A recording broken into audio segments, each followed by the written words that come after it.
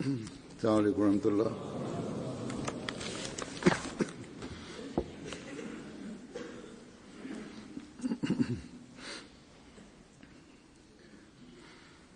أشهد أن لا إله إلا الله وحده لا شريك له وأشهد أن محمدا عبده ورسوله أما بعد فأعوذ بالله من الشيطان الرجيم بسم الله الرحمن الرحيم الحمد لله رب العالمين الرحمن الرحيم مالك يوم الدين إياك نعبد وإياك نستعين اهدنا الصراط المستقيم صراط الذين أنعمت عليهم غير المغضوب عليهم ولا الضالين. அல்லாஹ் தஆலா திருக்குர்ஆனில் நமக்காக தந்திருக்கிற கட்டளைகளை நினைவுபடுத்துவது, அதனை மீண்டும் எடுத்துக் கூறுவது, ஞாபகமூட்டும் பொறுப்பில் உள்ளவர்கள் பிறருக்கும் ஞாபகமூட்டுவது ஆகியவை நம்பிக்கையாளர்களின் ஜமாத்தின் பணியாகும். நான் கூறியது போன்று அந்த கட்டளைகளை நினைவுபடுத்துவது அல்லது நினைவூட்டிக் கொண்டிருப்பது அவசியம். நினைவூட்டும் பொறுப்பில் இருப்பவர்கள், இவர்களுள் முரப்பிகள், பொறுப்பாளர்கள் நாம் அனைவரும் அடங்குவோம். அல்லாஹ்வின் அருளால் ஜமாத் அமைப்பில் தலைமையக அமைப்புடன் கிளை அமைப்புகளும் உள்ளன. பிறகு ஜமாத் அமைப்பும் சரி, கிளை அமைப்பும் சரி, நாடு தழுவிய அளவிலிருந்து உள்ளூர் அமைப்பு வரை பொறுப்பாளர்கள் நியமிக்கப்பட்டுள்ளனர்.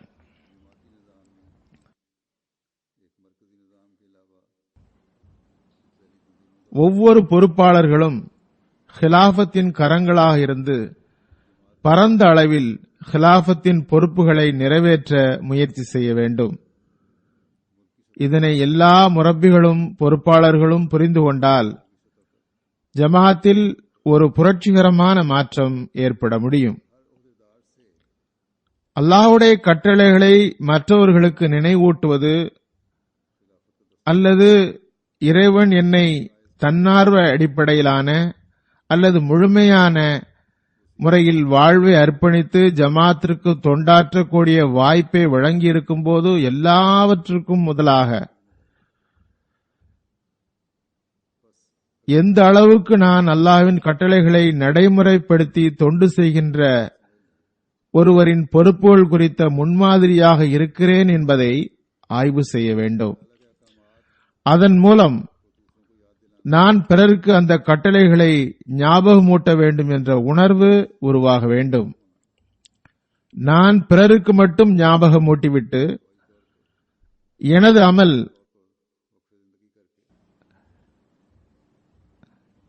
அதற்கு எதிராகவும் அதனை விட்டு விலகியும் இருக்கின்றதா? அவ்வாறு இருந்தால் அது மிகவும் அஞ்சத்தக்க இடமாகும். அவ்விடத்து இஸ்திக்ஃபார், பாவ மன்னிப்பு செய்ய வேண்டிய தேவை ஏற்படுகிறது. பொதுவாகவே பாவ மன்னிப்பு கோர வேண்டிய தேவை இருக்கிறது. ஆனால் இது சம்பந்தமாக அதிகமாக பாவ மன்னிப்பு தேட வேண்டிய தேவை இருக்கிறது. ஆனால் இது சம்பந்தமாக மிக அதிகமாக பாவ மன்னிப்பு தேட வேண்டிய தேவை இருக்கிறது.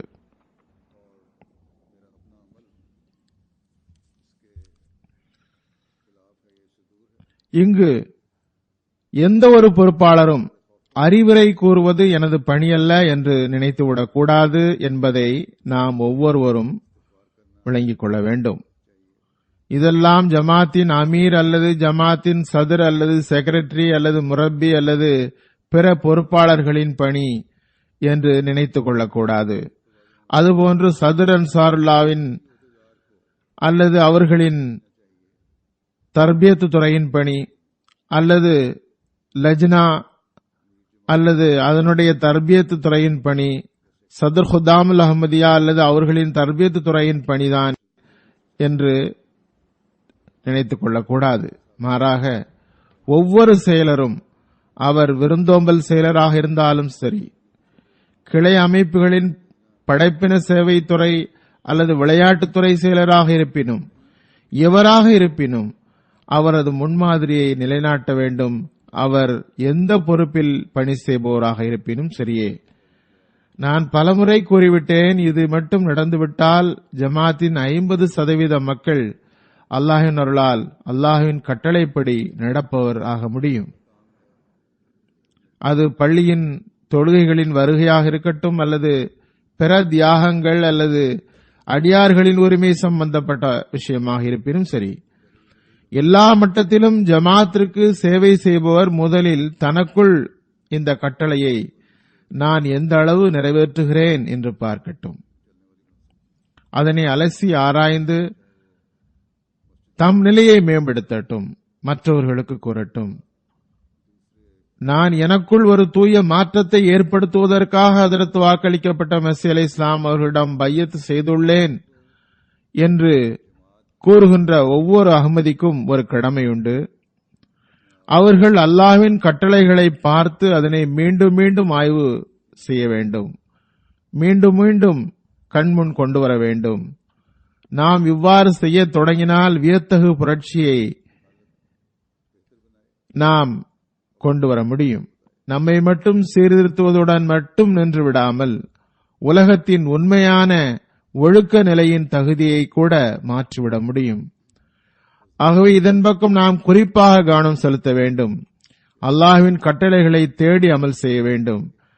கடந்த ஹுத்பாவில் நான் சில விஷயங்களை குறிப்பிட்டேன். அது ஒரு நம்பிக்கையாளரின் சிறப்பு தகுதியாக இருக்க வேண்டும். இன்றும் சில கருத்துக்களை எடுத்து வைப்பேன். ரமலான் மாதம் ஓர் அடியார் தன்னை சீர்திருத்திக் கொள்ள மிக பெரும் வழியாக இருக்கிறது. இம்மாதம் நாம் நமது வணக்க வழிபாடுகளில் கவனம் செலுத்துகிற மாதமாக இருக்கின்ற வேளையில் நமது பலகீனங்களை கவனமூட்டி அதிலிருந்து சீர்திருத்துவதற்கும் உரிய மாதமாகும். ஆகவே இந்த மாதத்தில் நாம் நமது பலகீனங்களை அடையாளம் கண்டவாறு அல்லாஹ்வின் கட்டளைகளை பேணி நமது சீர்திருத்தத்திற்கு முழுமையாக முயற்சி செய்ய வேண்டும். நாம் முழுமையான முறையில் அதற்காக முயற்சி செய்யவில்லை என்றால் ரமலானில் அதிகாலை உண்பதிலும் நோன்பு திறப்பதிலும் இருந்து மட்டும் பலன் பெற்றுக் கொண்டு செயல் சீர்திருத்தம் ஏற்படாமல் போய்விடும்.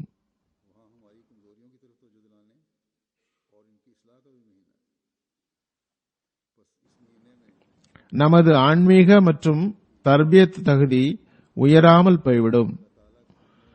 சில சம்பந்தமாக ஒரு நகைச்சுவை உண்டு. நோன்பு பற்றி கேட்டால் சமாளிக்கும் காரணங்களை எடுத்து வைப்பர். நஃபில் மற்றும் தராவீஹ் பற்றி கேட்டால் அப்போதும் சமாளிப்பர். தொழுகைகளை ஜமாத்தாக தொழுமாறு கூறினால் அப்போதும் வேறு ஏதாவது காரணம் சொல்வர்.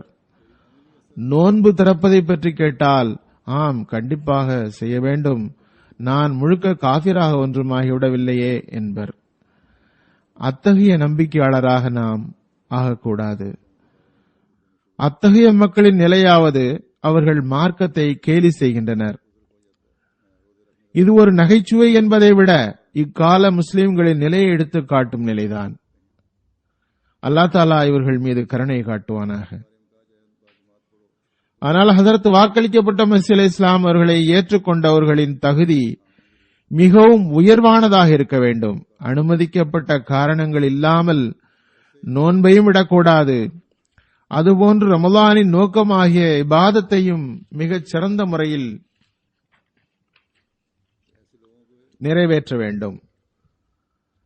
அதுபோன்று ரமலானில் திருக்குரான் அதிகமாக ஓதுவதும் சுன்னத்தாகும். ஜிப்ராயில் அலைஹிஸ்ஸலாம் அவர்கள் ஹஜ்ரத் நபிகள் நாயகம் ஸல்லல்லாஹு அலைஹி வஸல்லம் அவர்களுக்கு சிறப்பான முறையில் ரமலானில் திருக்குரானை ஓதி காட்டி வந்தார்கள். ஆகவே குறிப்பாக ஒவ்வொருவரும் திருக்குரானை அதிகமாக ஓதுவதன் பக்கம் கவனம் செலுத்த வேண்டும். பிறகு அதிலிருந்து கட்டளைகளை தேடி எடுத்து அதனை தன் மீது நடைமுறைப்படுத்த வேண்டும். தராவி தொழுகை உள்ளது, சந்தேகமின்றி அது ஃபர்து இல்லைதான். ஹஜ்ரத் உமர் ரலியல்லாஹு அன்ஹு அவர்களின் காலத்தில் ஆரம்பமானது. எனவே ஒருவர் தஹஜ்ஜுத் தொழ முடியவில்லை எனில் அவர் நஃபில் தொழ வேண்டும். காரி மூலமாக திருக்குர்ஆன் ஓதுவதை கேட்க வேண்டும். நஃபில் தொழுகையும் தொழ வேண்டும். ஆனால் தஹஜ்ஜுத்துக்கு எழ முடிபவர்கள் எழுந்து தொழ வேண்டும். இக்காலத்தில் நேரம் குறைவாகவே இருக்கிறது. எனவே குறைவாக கூட தொழலாம். அல்லது நோன்பு வைப்பதற்காக எழுபவர் சற்று முன்னதாக எழ வேண்டும். அது இது என பேசிக் கொண்டிருப்பதை விட்டுவிட்டு தொழ வேண்டும். தராவி நோன்புடன் சேர்த்து செய்ய வேண்டிய நிபந்தனைக்குட்பட்ட ஒன்று அல்ல. தஹஜ்ஜுத்தும் கூட கட்டாய கடமை அல்ல. ஆனால் உபரி வணக்கங்களை எவ்வாறு இருப்பினும் செய்தாக வேண்டும். நம்பிக்கையாளர்களுக்கு தஹஜ்ஜுத் தொழுமாறு சாதாரண நிலையிலும் கூட கட்டளை உள்ளது. இந்த விளக்கத்தை நான் கூற காரணம், ஒருவர் என்னிடம் நோன்பு வைப்பவர் ஒருவேளை 8 ரக்காத்து தராவி அல்லது தஹஜ்ஜுத் தொழுவது கண்டிப்பானதோ என்று கேட்டார். தஹஜ்ஜுத் அல்லது தராவி தொழுவது நோன்பின் நிபந்தனைகளுள் ஒரு நிபந்தனை அல்ல என்பதை தெளிவாக்குகிறேன். ஆம், வணக்கம் அவசியமானது, நஃபில்கள் தொழ வேண்டும். அசல் விஷயம் நோன்புடன் திருக்குர்ஆன் ஓதுவதாகும்.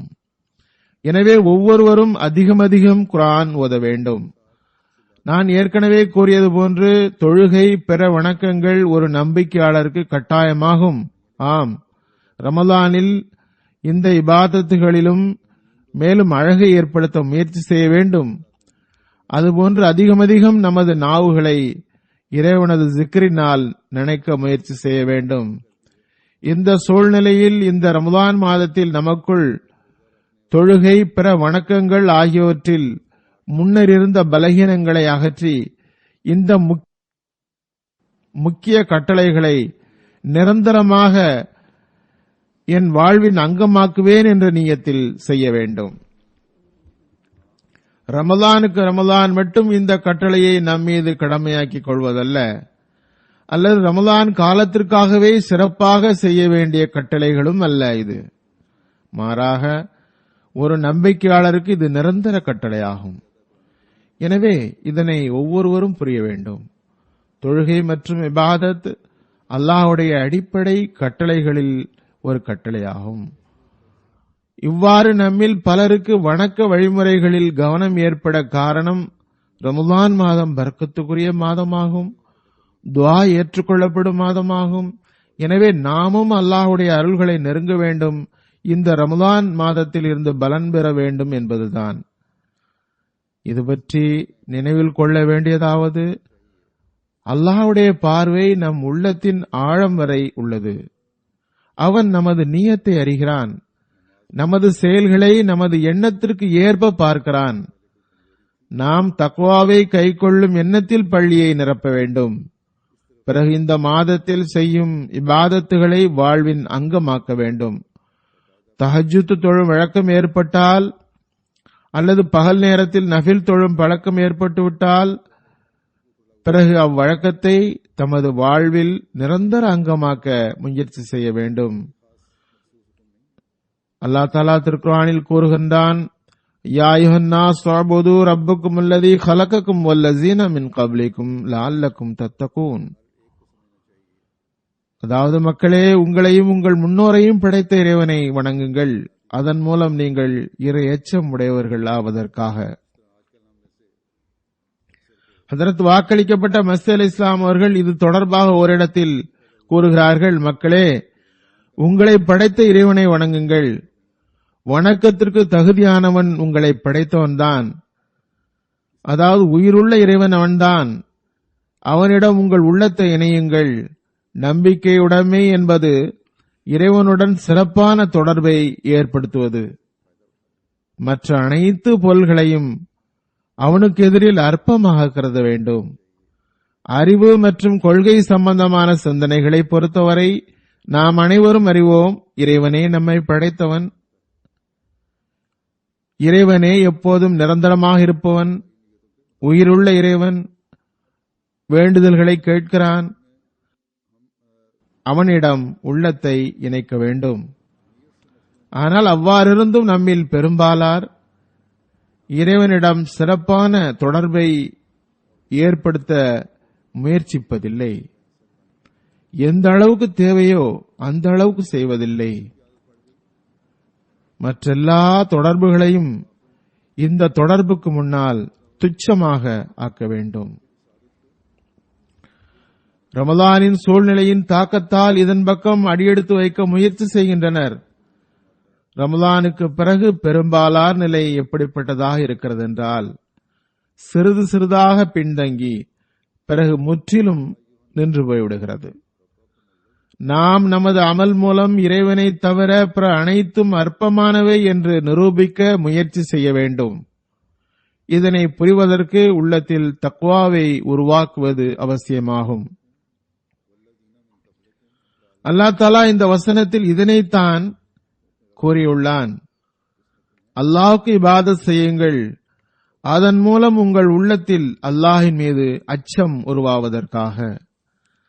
இபாதத்தின் நோக்கம் இறைவனை கண்டறிவது மட்டுமல்ல, மாறாக தக்வாவை உருவாக்கி நமது ஆன்மீக உயர்வுகளை பெறுவதாகும்.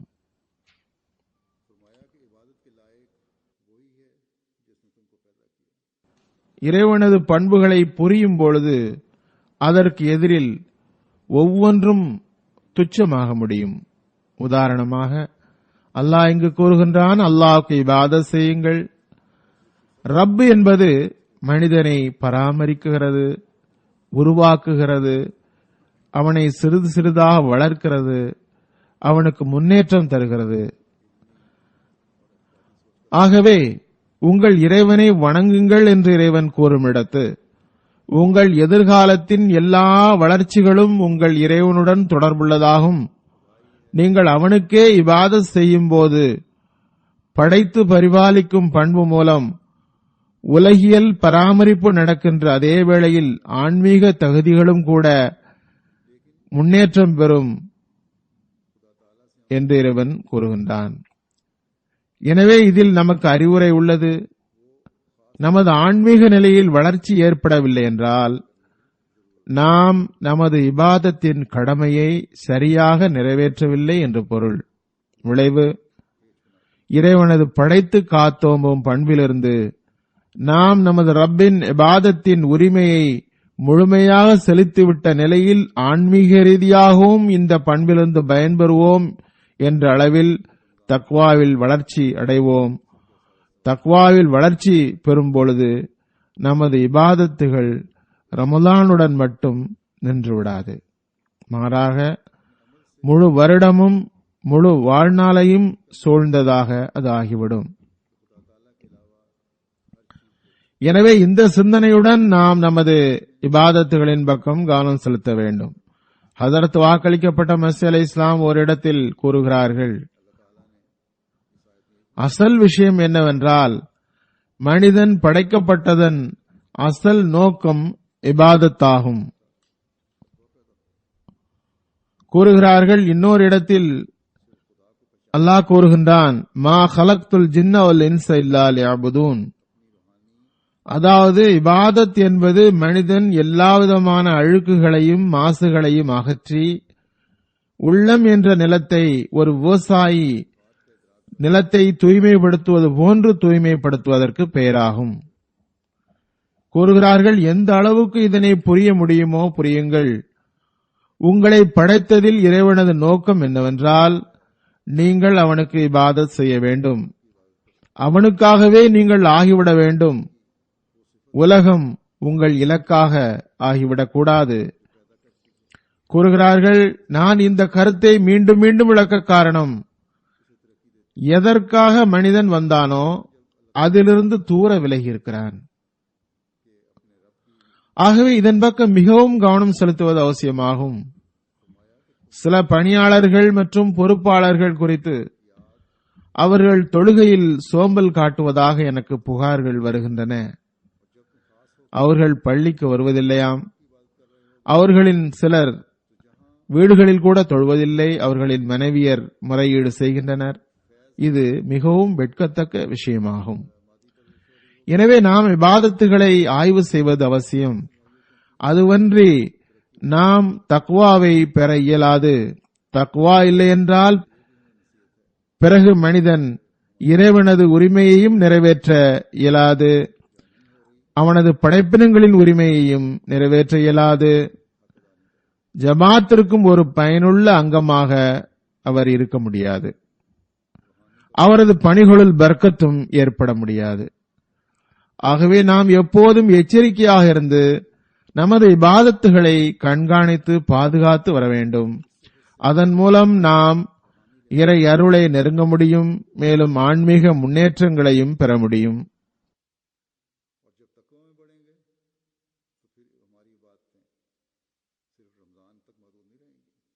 பிறகு அல்லாஹ் தஆலாவுடைய ஒரு கட்டளை, யா அய்யுஹல்லஸீன ஆமனூ லா தஹூனுல்லாஹ வர் ரசூல வ தஹீனு அமானாத்திக்கும் வ அன்தும் தஅலமூன்.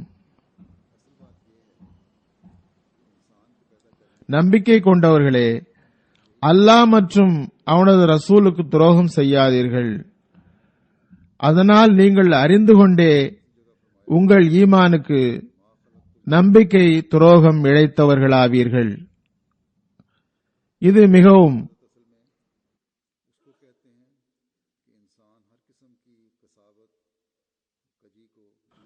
மிகவும் கவனம் செலுத்த வேண்டிய முக்கியமான இடமாகும். நம்பிக்கை துரோகம் என்பது பெரிய பெரிய விஷயங்களில் பெரிய பணிகளில்தான் நடக்கும் என்பதல்ல. சின்னஞ்சிறு விஷயங்களில் இருந்து பெரிய பெரிய விஷயங்கள் வரை சூழ்ந்திருக்கும். ஹஜரத் வாக்களிக்கப்பட்ட மஸீஹ் அலைஹிஸ்ஸலாம் அவர்கள் ஒரு தூய ஜமாத்தை நிலைநாட்டுவதற்காக வந்தார்கள். அன்னார் தமது பையத்து நிபந்தனையில் குறிப்பாக நம்பிக்கை துரோகம் செய்யக்கூடாது என்றும் அதிலிருந்து விலகுவதற்கும் பையத்தின் இரண்டாவது நிபந்தனையில் நம்மிடம் உறுதிமொழி வாங்கியுள்ளார்கள். ஒவ்வொரு தீமையும் சிறியதாக இருப்பினும் பெரியதாக இருப்பினும் தீமையே ஆகும். ஆனால் சில தீமைகள் எத்தகையது எனில் அது பிற தீமைகளை உற்பத்தி செய்து கொண்டே செல்கின்றது. அவற்றுள் நம்பிக்கை துரோகம் என்பதும் ஒன்றாகும். அல்லாஹ் கூறுகின்றான், நம்பிக்கை துரோகம் செய்யும் வழக்கமானது தனது அமானிதம் பேணுதலையும் கடமையாற்றுவதிலும் கூட துரோகம் இழைக்க செய்துவிடுகிறது. அல்லாஹ் கூறுகின்றான், நம்பிக்கை துரோகி ஒருவர் அல்லாஹ்வின் கட்டளையையும் நிறைவேற்ற முடியாது, அவனது ரசூலின் கட்டளையையும் நிறைவேற்ற முடியாது, அடியார்களின் உரிமைகளையும் நிறைவேற்ற முடியாது.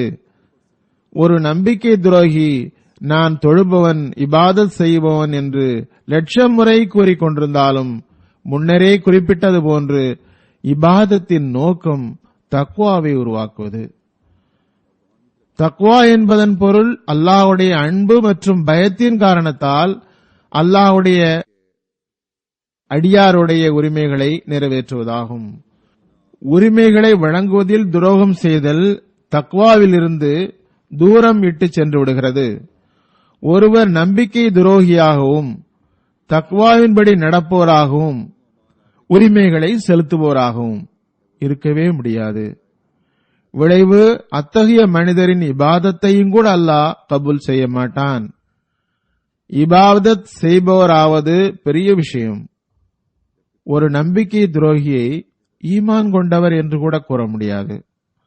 ஹஜ்ரத் நபிகள் நாயகம் ஸல்லல்லாஹு அலைஹி வஸல்லம் ஒரு சந்தர்ப்பத்தில் கூறினார்கள், எந்த மனிதரின் உள்ளத்திலும் நம்பிக்கையும் மறுப்பும் மேலும் உண்மையும் பொய்யும் ஒன்றாக இருக்க முடியாது. அமானிதம் பேணுதலும் நம்பிக்கை துரோகமும் ஒன்று சேர முடியாது. ஈமானின் அடையாளம் உண்மையாகும், அமானிதம் பேணுதலாகும்.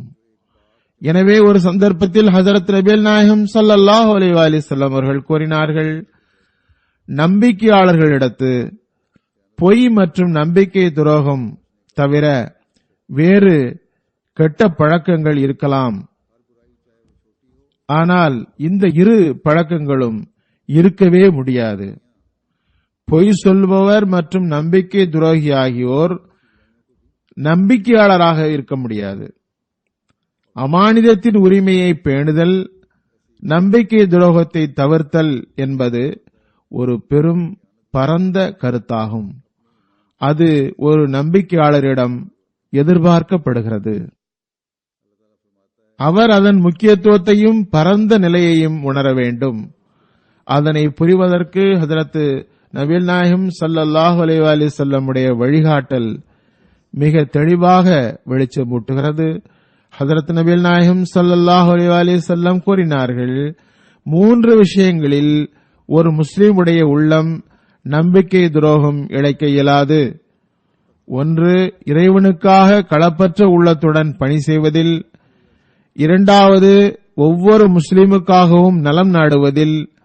3வது, ஜமாத்துடன் இணைந்திருப்பதில். இவற்றில் ஒரு முஸ்லிம் நம்பிக்கை துரோகம் இழைக்க இயலாது. ஆகவே அல்லாஹ்வுடைய கடமையும் உள்ளது, அடியார்களின் கடமையும் உள்ளது. ஜமாத்துடன் பற்று விசுவாசத்துடன் இருப்பதற்கான உரிமையும் இருக்கின்றது. ஆக இந்த 3 விஷயங்களும் இதில் அடங்கியுள்ளன. அல்லாஹ்வுடைய உரிமைகளை தருவதில் இபாதத்து தவிர இன்னும் பல பொறுப்புகளும் இறைவனின் மார்க்கத்திற்கு தொண்டு செய்பவரின் மீது போடப்பட்டுள்ளது. இந்த பொறுப்பாளர்களிடம் ஒப்படைக்கப்பட்ட அமானிதத்திற்கு செய்ய வேண்டிய உரிமை குறித்து ஒவ்வொருவரும் சுயம் ஆய்வு செய்தால், இறைவனது அச்சத்தை முன்னிறுத்தியவாறு ஆய்வு செய்தால், எந்த அளவுக்கு இந்த அமானிதத்தை பேணுதலுக்கான உரிமைகளை வழங்கியுள்ளார் என்று அவர் தன்னாலேயே மதிப்பிட்டுக் கொள்ள முடியும். பிறகு அல்லாஹ்வுடைய ரசூல் கூறியுள்ளார்கள், நீங்கள் உங்கள் சகோதரர்களின் உரிமையை செலுத்தாவிட்டால் அதுவும் கூட நம்பிக்கை துரோகமாகும். உங்கள் நாவு மற்றும் கைகளால் மற்றவர்களுக்கு கஷ்டம் ஏற்படுகிறது என்றால் முஸ்லிம் என்ற முறையில் உங்களது பொறுப்பை நீங்கள் நிறைவேற்றவில்லை. உங்கள் கடமையை செய்யாமை மூலம் நம்பிக்கை துரோகம் இழைத்தவராகிறீர்கள். இன்னும் சொல்வதென்றால், ஓர் அறிவிப்பில் எந்த அளவுக்கு வருகிறது என்றால், ஒரு முஸ்லிமின் கையிலும் நாவிலும் இருந்து பிற முஸ்லிம் கூட பாதுகாப்பாக இருக்க வேண்டும். ஆகவே ஒவ்வொரு மனிதனின் மீதுள்ள கடமைகளையும் நிறைவேற்றுவது ஒரு முஸ்லிமின் மீது கடமையாகும். அந்த கடமையை நிறைவேற்றாமல் இருப்பது அவரை நம்பிக்கை துரோகியாக்கி விடுகிறது. பிறகு ஒரு அஹ்மதி ஜமாத் அமைப்பை பேணுவதும் பையத்து உடன்படிக்கையை நிறைவேற்றுவதும் அவசியமாகும். ஜமாத்தின் ஒவ்வொரு தனி மனிதனும் தத்தமது கூட்டங்களில் இந்த உடன்படிக்கையை கூறுகிறார், தாம் ஜமாத் அமைப்புக்கு கட்டுப்பட்டு நடப்போம் என்று. ஆகவே இந்த உடன்படிக்கையும் கூட ஓர் அமானிதமாகும். அதனை நிறைவேற்றுவதும் அவசியமாகும். தமது எல்லா ஆற்றல்களையும் பயன்படுத்தியவாறு அதனை நிறைவேற்றுவது அவசியமாகும். ஹிலாஃபத்துடன் தொடர்புடன் இருப்பதும் கட்டுப்படுவதும் அவசியமாகும். இதுவும் உடன்படிக்கையில் மொழியப்படுகிறது. அமானிதத்தின் உரிமையை நிறைவேற்றுவதில் நினைவில் கொள்ள வேண்டியதாவது, குடும்ப விவகாரங்களில் பையனும் பெண்ணும் திருமண உறவின் மூலம் இணையும் பொழுது ஒருவர் மற்றவர் மீது அவர்களுக்கும் சில உரிமைகள் உள்ளன. அந்த உரிமையை நிறைவேற்றுவதும் ஓர் அமானிதமாகும். அதில் கணவர் பொறுப்பில் சில அமானிதங்கள் உள்ளன. உதாரணமாக, பெண்களுக்கு தர வேண்டிய ஹக் மஹர் அதனை வழங்க வேண்டும். பல விவகாரங்கள் வருகின்றன. சண்டை வந்துவிட்டால் ஹக் மஹரை வழங்காமல் இருப்பதற்கு முயற்சி செய்யப்படுகிறது. ஹஜ்ரத் நபிகள் நாயகம் ஸல்லல்லாஹு அலைஹி வஸல்லம் அவர்கள் இது சம்பந்தமாக எந்த அளவுக்கு கூறியிருக்கிறார்கள் என்றால், ஒருவர் ஒரு பெண்ணிற்கு திருமணத்திற்காக மஹரை நிர்ணயம் செய்கிறார். ஆனால் தாம் அதை வழங்கப் போவதில்லை என்பது அவரது நியத்தாக இருக்கிறது என்றால் அவர் விபச்சாரன் ஆவார். ஒருவரிடம் கடன் வாங்குகிறார், அதனை திருப்பி தரப்போவதில்லை என்ற எண்ணத்தில் அதை வாங்குவார் என்றால் அவர் திருடராவார். பிறகு பாருங்கள், ஹஜ்ரத் நபிகள் நாயகம் ஸல்லல்லாஹு அலைஹி வஸல்லம் அமானிதத்தின் தகுதியை எந்த அளவுக்கு எடுத்துச் செல்ல வேண்டும் என்று எதிர்பார்க்கிறார்கள், வலியுறுத்தியுள்ளார்கள். ஒருவரிடம் ஒரு முஸ்லிம் சகோதரர் ஆலோசனை கேட்கிறார்.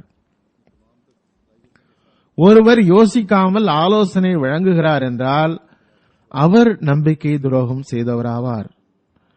அதாவது எல்லா அம்சங்களையும் யோசித்து சரியான முறையில் ஆலோசனை வழங்கவில்லை என்றால் அதுவும் நம்பிக்கை துரோகமே ஆகும். சிலர் அவரை நம்பி அவரிடம் ஆலோசனை கேட்கின்றனர் எனில் அவர்கள் சரியான ஆலோசனை வழங்குவதில்லை. அமானிதத்தின் உரிமையாவது, ஒரு விஷயத்தில் தெளிவான அறிவு இல்லை என்றில் மன்னிப்பு கேட்டுக்கொள்ள வேண்டும்.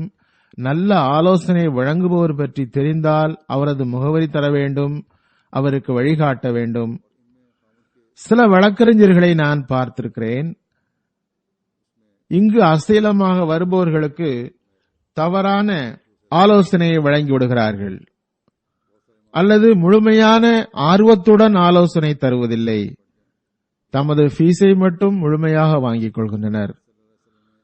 அத்தகையோரும் நம்பிக்கை துரோகம் இழைத்தவர்களுள் அடங்குவர். அதுபோன்று பிற விவகாரங்கள் உள்ளன. அத்தகையோர் நினைவில் கொள்ள வேண்டும், ஒருவர் உங்கள் மீது நம்பிக்கை வைத்து வருகிறார் என்றால் அவருக்கு சரியான வழிகாட்டல் வழங்க வேண்டும். அதுவன்றி அல்லாஹ்வுடைய ரசூலின் தீர்ப்பின்படி அவர் நம்பிக்கை துரோக குற்றம் இழைத்தவராவார். ஆகவே இவ்விவகாரத்தில் மிகவும் எச்சரிக்கையாக இருக்க வேண்டும். ஹஜ்ரத் வாக்களிக்கப்பட்ட மஸீஹ் அலைஹிஸ்ஸலாம் அவர்கள் நம்மிடம் அமானிதத்தை வழங்குதல், நம்பிக்கை துரோகத்தை விட்டு விலகுதல் குறித்து என்ன தகுதியை பார்க்க விரும்புகிறார்கள். அன்னார் ஒரு இடத்தில் கூறுகிறார்கள், ஒருவர் தீய பார்வையிலிருந்தும் நம்பிக்கை துரோகத்திலிருந்தும் லஞ்சத்திலிருந்தும் ஒவ்வொரு அனுமதிக்கப்படாத பணிகளில் இருந்தும் கழிவிறக்கம் தேடவில்லையோ அவர் எனது ஜமாத்தை சார்ந்தவர் அல்ல. கூறுகிறார்கள், ஒவ்வொரு ஆணும் மனைவியிடமும் மனைவி கணவரிடமும் நம்பிக்கை துரோகம் செய்வாரெனில் அவர் ஜமாத்தை சார்ந்தவர் அல்ல. மேலும் கூறுகிறார்கள், இறைவன் ஒருவன் என்று நம்புவதுடன் அவன் படைப்பினங்களின் உரிமையை பறிக்காமல் இருப்பது மிக அவசியமாகும். எவராவது தனது சகோதரரின் உரிமையை பறிப்பார் என்றால் அவர் நம்பிக்கை துரோகம் செய்வார் எனில் அவர் லா இலாஹ இல்லல்லாஹ்வை நம்புபவர் அல்ல. பிறகு அன்னார் கூறுகிறார்கள், திருக்குர்ஆனில் அல்லாஹ் தக்வாவை ஆடை என்று பெயரிட்டுள்ளான். இந்த வகையில் லிபாசு தக்வா, அதாவது தக்வாவின் ஆடை என்பது குர்ஆனின் வாசகமாகும். ஆன்மீக அழகு, ஆன்மீக வனப்பு தக்வாவின் மூலமே பிறக்கிறது என்பது இதில் சுட்டிக்காட்டப்பட்டுள்ளது. தக்வா என்பது மனிதன் இறைவனின் எல்லா அமானிதங்களையும் ஈமானிய உடன்படிக்கைகளையும் அதுபோன்று படைப்பினங்களின் எல்லா அமானிதங்களையும் உடன்படிக்கைகளையும் முடிந்தவரை பேண வேண்டும் என்பதாகும். அதாவது அவற்றின் நுட்பமான அம்சங்களையும் நடைமுறைப்படுத்த வேண்டும். ஆக அமானிதத்தின் நுட்பமான அம்சத்தை தேடி அதனை நடைமுறைப்படுத்துவது நம்மை அமானிதம் பேணுபவர் ஆக்குகிறது. அதற்காக நாம் முயற்சி செய்ய வேண்டும். நாம் தர வேண்டிய எல்லா உரிமைகளும் அமானிதங்களாகும். நம்மிடம் ஒப்படைக்கப்பட்டுள்ள எல்லா பொறுப்புகளும் அமானிதங்களாகும். அவற்றை நிறைவேற்றுவது நமக்கு கடமையாகும். அதனை நிறைவேற்றுவது அவசியமாகும். நாம் இறைவனது அருள்களுக்கு வாரிசாக விரும்பினால் நம்மில் ஒவ்வொருவரும் இதில் மிகவும் கவனம் செலுத்துவது அவசியம். பிறகு அல்லாஹ்வுடைய இன்னொரு கட்டளையை பற்றி இன்று விளக்குவதற்காக எடுத்துள்ளேன். அது சமுதாயத்தின் அழகை பேணுதலாகும். அல்லாஹ் கூறுகின்றான், அல்லதீன யுன்ஃபிகூன ஃபிஸ் ஸர்ராயி வஸ்ஸர்ராயி வல் காலிமீனல் கைல வல் ஆஃபீன அனின் நாஸ் வல்லாஹு யுஹிப்புல் முஹ்சினீன். எவரொருவர் வளத்திலும் வறிய நிலையிலும் செலவு செய்வாரோ, மேலும் கோபத்தை விழுங்கி விடுவாரோ, மக்களை மன்னிப்பாரோ, அத்தகைய நன்மை செய்பவர்களை அல்லாஹ் நேசிக்கின்றான். எனவே கூறப்பட்டுள்ளது போன்று உரிமைகளை வழங்குவது ஒவ்வொரு முஸ்லிமின் மீதும் கடமையாகும். இந்த வசனத்தில் உரிமைகளை வழங்குவதின் தரம் எங்கனம் இருக்க வேண்டும் என்று அல்லாஹ் கூறுகின்றான். மேலும் அதனினும் மேலே சென்று நமக்கு அறவுரை பகிர்ந்துள்ளான். உரிமைகளை தருவதை விட்டும் மேலே சென்று தியாகங்களை செய்வதன் மூலமே ஒரு சமுதாயத்தின் அழகு உருவாகிறது. வெறும் உரிமையை வழங்கினால் போதாது. சில நேரங்களில் உரிமைகளை தருவதற்கு தியாகங்களும் கூட செய்ய வேண்டியது ஏற்படுகிறது. ஒரு சமுதாயத்தில் ஒவ்வொரு மனிதரும் மற்றவரின் உரிமையை தருவது மட்டுமன்றி தியாகம் செய்து உரிமைகளை தர முயற்சி செய்கின்றார் என்றால் அந்த சமுதாயம் உண்மையில் ஜன்னத்திற்கு ஈடான சமுதாயம் என்று கூறத்தக்கதாக இருக்கும். இந்த காட்சியை ஹதரத் நபிகள் நாயகம் ஸல்லல்லாஹு அலைஹி வஸல்லம் அவருடைய சஹாபாக்களிடத்து காண முடிந்தது. அது பற்றி இறைவன் கூறுகிறான்,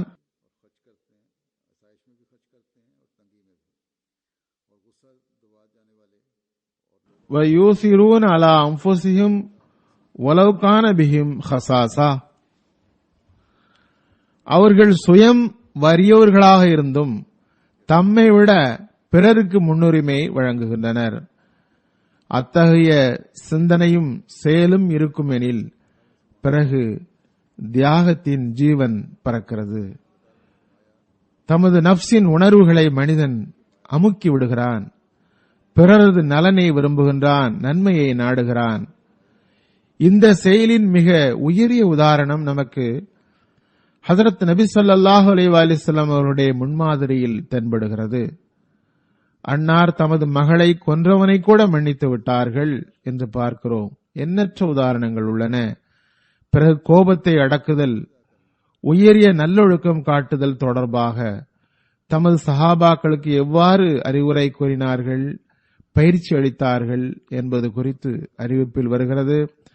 ஒருவர் ஹஜரத் அபூபக்கர் ரலியல்லாஹு அன்ஹு அவர்களை ஹஜரத் நபி ஸல்லல்லாஹு அலைஹி வஸல்லம் அவர்களுடைய முன்னிலையில் ஏசி பேசத் தொடங்கினார். ஹஜரத் அபூபக்கர் ரலியல்லாஹு அன்ஹு அவர்கள் அமைதியாக இருந்தார்கள். பெருமானார் ஸல்லல்லாஹு அலைஹி வஸல்லம் அவர்களும் அங்கிருந்தார்கள்.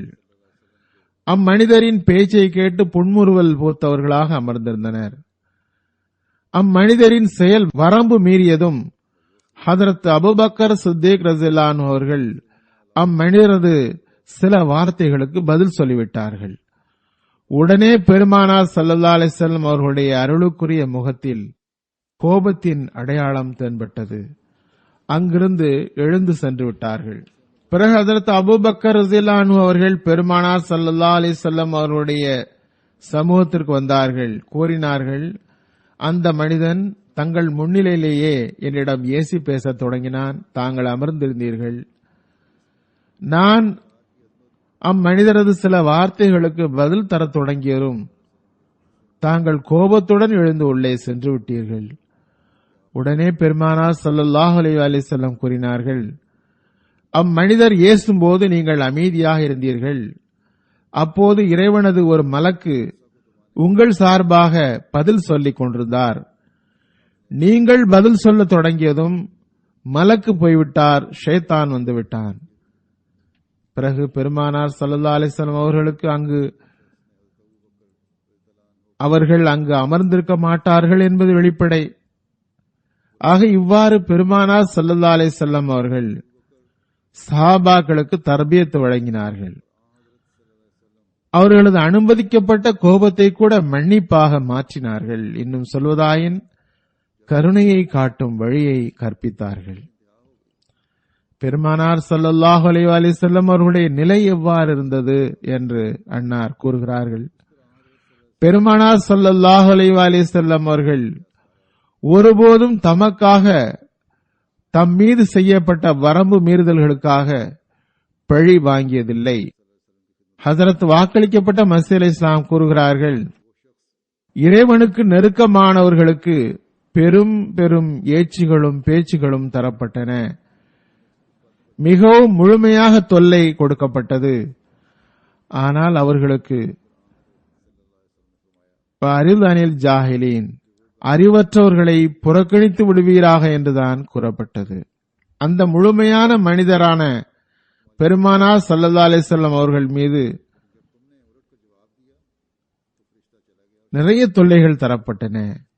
ஏச்சு பேச்சுகள், தீய வார்த்தைகள் கூறப்பட்டதுடன் அன்னார் மீது விஷமத்தனங்கள் செய்யப்பட்டன. ஆனால் நல்லொழுக்கத்தின் மொத்த உருவமாக திகழ்ந்தவர் அதற்கு எதிரில் என்ன செய்தார்கள்? அல்லாஹ் தஆலா வாக்குறுதி அளித்திருந்ததால், அறிவியனர்களை நீர் புறக்கணித்து விட்டால் உமது கண்ணியத்தையும் உயிரையும் அமைதியாக வைப்போம். எந்த தீய நடத்தை உள்ள மனிதரும் தாக்குதல் தொடுக்க முடியாது என்று இறைவன் வாக்குறுதி அளித்திருந்ததால் அவ்வாறே நடந்தது. பெருமானார் ஸல்லல்லாஹு அலைஹி வஸல்லம் அவர்களுடைய எதிரி அன்னாரின் கண்ணியத்தின் மீது மாசு ஏற்படுத்த முடியவில்லை. சுயமே அவர்களே கீழ்மையடைந்து அன்னாரின் பாதத்தில் வீழ்ந்து அவர்களுக்கு முன்னாலேயே அழிந்தனர். பெருமானார் ஸல்லல்லாஹு அலைஹி வஸல்லம் அவர்களுடைய உண்மை பேரன்பரின் முன்மாதிரி என்ன? அது குறித்து ஒரு உதாரணத்தை எடுத்து வைக்கிறேன். டாக்டர் மார்டின் கிளார்க்கின் கொலை முயற்சி வழக்கில் மௌலவி முகமது ஹுசைன் பட்டாலவி கிறிஸ்தவர்களுக்கு சாட்சியாக கோர்ட்டில் ஆஜரானார். அவரிடம் ஹதரத் வாக்களிக்கப்பட்ட மஸீஹ் அலைஹிஸ்ஸலாம் அவர்களுடைய வக்கீல் மௌலவி ஃபஸ்லுத்தீன் சாப் என்பவர் ஓர் அஹ்மதி அல்லாதவராக இருப்பினும் கண்ணியமான இயல்புள்ள மனிதராக இருந்தார். அவர் மௌலவி முகமது ஹுசைன் உடைய சாட்சியை பலவீனப்படுத்தும் பொருட்டு நீதிமன்றத்தில் அவரது வம்சாவளி குறித்து சில கேள்விகளை கேட்க தொடங்கினார். உடனே ஹதரத் வாக்களிக்கப்பட்ட மஸீஹ் அலைஹிஸ்ஸலாம் அவர்கள் தனது வக்கீலை தடுத்து நிறுத்தினார்கள். நான் மௌலவி சாஹிபின் மீது அத்தகைய கேள்விகளை தொடுக்க உமக்கு அனுமதி தரமாட்டேன் என்று கூறியவாறு தனது கைகளை மௌலவி ஃபஸ்லுத்தீன் சாப் அவர்களுடைய வாயின் மீது வைத்தார்கள். இதுவே உயரிய நல்லொழுக்கம். தம்மை தாமே ஆபத்தில் போட்டுக் கொண்டாலும் கூட தமது உயிர் பகைவனின் கண்ணியத்தை பாதுகாத்தார்கள். மௌலவி ஃபஸ்லுத்தீன் சாப் எப்போதும் இந்த சம்பவத்தை நினைவு கூறுவதுண்டு. மிர்சா சாப் வியத்தகு நல்லொழுக்கம் கொண்டவர்கள், வியத்தகு நல்லொழுக்கமுள்ள மனிதராக இருந்தார்கள். ஒரு மனிதர் அவரது கண்ணியம் மற்றும் உயிர் மீது தாக்குதல் தொடுக்கிறார். அவரது தரப்பை பலவீனப்படுத்துவதற்காக சில கேள்விகளை கேட்டால் அன்னார் உடனே நான் அத்தகைய கேள்வி கேட்க அனுமதிக்க மாட்டேன் என்று தடுத்து விடுகிறார்கள். இதுவே கோபத்தை விழுங்குதல். இன்னும் சொல்வதாயின் அதற்கு மேல் கருணையும் காட்டும் உதாரணமாகும். இக்காலத்தில் பெருமானார் ஸல்லல்லாஹு அலைஹி வஸல்லம் உடைய உண்மை பேரன்பரின் வாழ்வில்தான் இது நமக்கு தென்படுகிறது. ஹதரத் வாக்களிக்கப்பட்ட மஸீஹ் அலைஹிஸ்ஸலாம் அவர்கள் ஓரிடத்தில் கூறுகிறார்கள், வல் காலிமீனல் கைத, அதாவது நம்பிக்கையாளர் கோபத்தை விழுங்கி விடுகிறார் அல்லது அநீதி இழைப்பவர்களை மன்னித்து விடுகிறார். வீணான செயல்களுக்கு அதை போன்ற செயல் மூலம் பதில் தருவதில்லை. அன்னார் ஜமாத்திற்கு அறிவுரை கூறியவாறு கூறினார்கள், இந்த ஜமாத்தை தயார் செய்வதன் நோக்கமாவது நாவு, கண், காது ஒவ்வொரு உறுப்பிலும் இறை அச்சத்தை நிலை பெற செய்வதாகும். தக்வாவின் ஒளி அதற்கு உள்ளும் வெளியிலும் இருக்க வேண்டும்.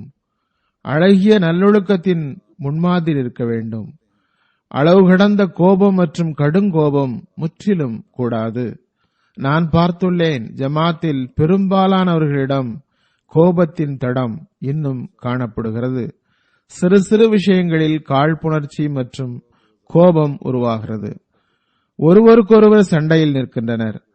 அத்தகைய மக்களுக்கு ஜமாத்தில் சிறிதும் பங்கில்லை. ஒருவர் ஏசினால் மற்றவர் அதனை கேட்டு அமைதியாக இருப்பதில் அவருக்கு என்ன கஷ்டம்தான் வந்துவிடப் போகிறது என்றுதான் எனக்கு தெரியவில்லை. முதலில் ஜமாத்தின் சீர்திருத்தம் நல்லொழுக்கத்தில் இருந்துதான் ஆரம்பமாகிறது. முதலில் ஆரம்பத்தில் பொறுமையில் முன்னேற வேண்டும். சிறந்த வழி என்னவென்றால், ஒருவர் தீய வார்த்தை கூறினால் அவருக்கு எதிராக வேதனையடைந்த உள்ளத்துடன் அல்லாஹ் அவரை சீர்திருத்த வேண்டும் என்று துஆ செய்ய வேண்டும். உள்ளத்திலும் காழ்ப்புணர்ச்சியை ஒருபோதும் வளர்க்கக்கூடாது.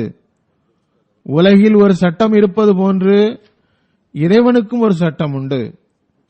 உலகம் தனது சட்டத்தை விடாத போது அல்லாஹ் தனது சட்டத்தை எவ்வாறு விடுவான்? ஆக எதுவரை மாற்றம் ஏற்படுவதில்லையோ அதுவரை அவனிடத்தில் உங்களுக்கு சிறிதும் கண்ணியமில்லை.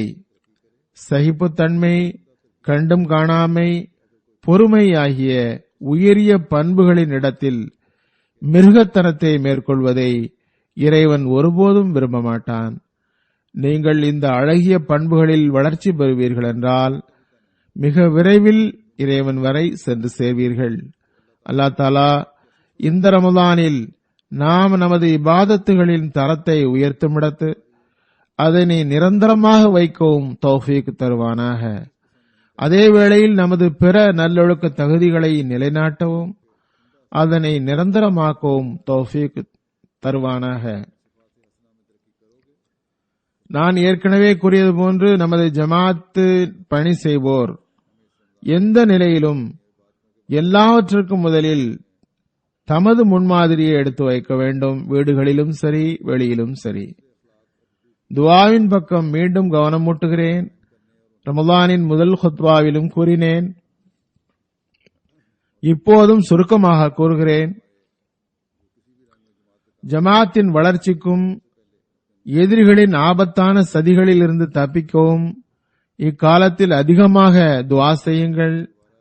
உங்களுக்காக துஆ செய்யும் அதே வேளையில் இஸ்லாத்தின் வெற்றிக்காகவும்